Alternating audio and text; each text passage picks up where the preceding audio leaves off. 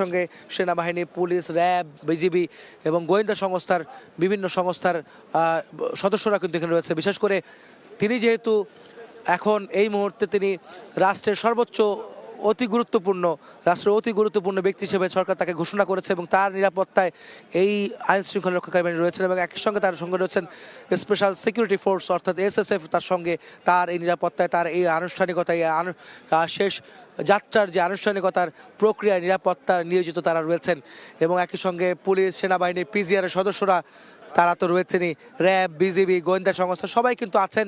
যে কোনো ধরনের অপ্রীতিকর পরিস্থিতি এড়ানোর জন্য আইন শৃঙ্খলা রক্ষাকারী বাহিনী তারা রয়েছেন এই জানাজা এবং শেষ যে যাত্রা অর্থাৎ তার যে দাফনের অনুষ্ঠান শেষ করার জন্য।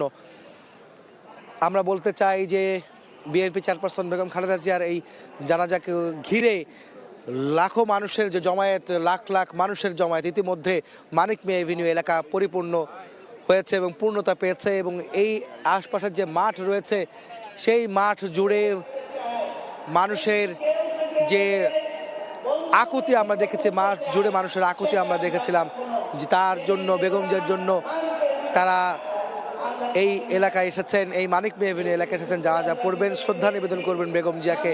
শেষবারের মতো দেখার জন্য তাদের আকুতি আমরা দেখেছি।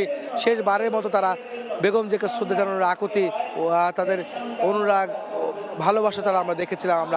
আমরা দেখেছি এই এলাকা যদি বলতে হয়, সংসদ ভবনের যে মানিক মিয়া এভিনিউ যে এলাকাটি রয়েছে, ফার্মগেট, খামারবাড়ি, বিজয় সরণি এবং মানিক মিয়ার পুরো রাস্তা জুড়ে মানুষের ঢল আজ বেগম জিয়ার জানাজা অভিমুখে এবং আমরা তাই দেখছি মানুষ অপেক্ষায়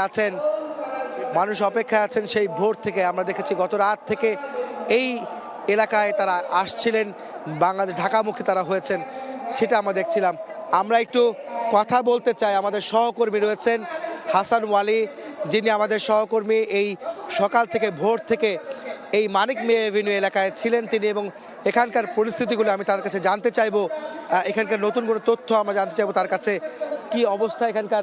ওয়ালি, আমাকে একটু বলবেন যে বেগম জিয়ার যে শেষ যাত্রা, তার যে জানাজা অনুষ্ঠিত হতে যাচ্ছে, জানাজার পর তার দাফন করা হবে, সেই যাত্রা আপনি কি দেখছেন? এখানে কত মানুষ এখানে এসেছে, কখন থেকে মানুষ এখানে আসছেন তার জানাজা অংশগ্রহণ করার জন্য, সেটি আমাকে একটু বলবেন।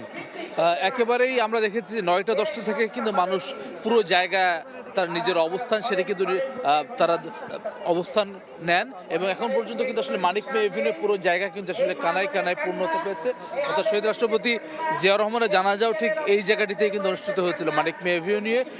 বলা হয় যে বাংলাদেশের ইতিহাসে সবচেয়ে বেশি মানুষ সেই জানাজায় অংশ নিয়েছিলেন, সেরকম একটি ঘটনার আজকে পুনরাবৃত্তি ঘটতে যাচ্ছে এটি কিন্তু বলাই যায়। অর্থাৎ বেগম খালেদা জিয়ার প্রতি যে মানুষের ভালোবাসা, দীর্ঘদিনে তার যে নিরলস পরিশ্রম, গণতন্ত্রের জন্য যে সংগ্রাম, সেটির জন্যই কিন্তু আসলে প্রতিদান হিসেবে মানুষের ভালোবাসা তিনি পেয়েছেন, সেটি কিন্তু আসলে আজকে আমরা দেখতে পাচ্ছি।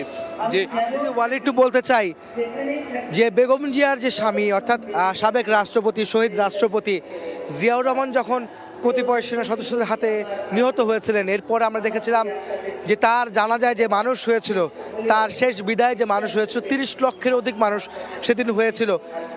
সেই যে তিনি সম্মান পেয়েছিলেন, যে শ্রদ্ধা পেয়েছিলেন, বেগম জিয়ার ক্ষেত্র কি তাই ঘটতে যাচ্ছে? বেগম জিয়ার ক্ষেত্র কি আজ এই জানাজায় সেই মানুষ কি দেখবেন তার ভালোবাসা, যে জিয়া পরিবারের প্রতি যে মানুষের ভালোবাসা, তার পুনর্ব্যক্ত বা পুনরাবৃত্তি হতে যাচ্ছে কিনা? আমার কাছে ঠিক সেরকমই মনে হয় যে সেই ঘটনা পুনরাবৃত্তি আজকে হতে যাচ্ছে এত বছর পরে বাংলাদেশে। কারণ জিয়া পরিবারের প্রতি আপনি যেরকমটি বলছিলেন, শহীদ প্রেসিডেন্ট জিয়াউর রহমান তিনি যেরকমভাবে সংগ্রাম করেছেন, বাংলাদেশে বহুদলীয় গণতন্ত্রের প্রবর্তন করেছেন, একই সঙ্গে কিন্তু বেগম খালেদা জিয়াও কিন্তু সারাটা জীবন তিনি গণতন্ত্রের জন্য সংগ্রাম করেছেন। সেটিকে ধারণ করে তিনি যেরকম সংসদীয় ব্যবস্থা প্রবর্তন করেছেন, তিনি বাংলাদেশের তত্ত্বাবধায়ক ব্যবস্থা দাবি মেনে নিয়ে তিনি ক্ষমতা থেকে পদত্যাগ করে এসে বিরোধী দলীয় নেতা আসনে বসেছেন।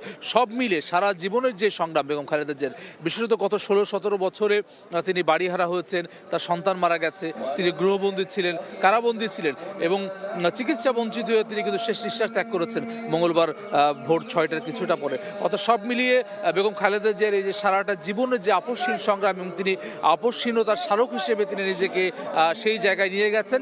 এবং সব মিলিয়ে আপনি জানেন যে এখানে যে ডকুমেন্টারিগুলো প্রদর্শন করা হচ্ছিল, আপনি আগেও যেটা বলছিলেন যে তিনি যেরকমটি বলেছিলেন যে বাংলাদেশের বাইরে আমার যাওয়ার কোনো জায়গা নেই এবং একই সঙ্গে যত ধরনের মাঠেও মানুষ তার সঙ্গে রয়েছেন, তাদের ছেড়ে তিনি কোথাও যাবেন না, এই কথাগুলি কিন্তু বলছিলেন।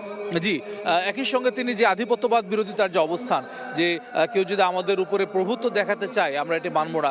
বন্ধুত্ব হতে পারে, কিন্তু বন্ধুত্বের এই মধ্যে বন্ধুত্বের বেশে কেউ যদি প্রভুত্ব স্থাপন করতে চায় সেটি মানবে না, সেরকম বক্তব্য কিন্তু তিনি একাধিকবার দিয়েছেন এবং তার যে রাজনীতি সেটির মধ্য দিয়ে কিন্তু তিনি সেটি প্রতিষ্ঠিত করেছেন।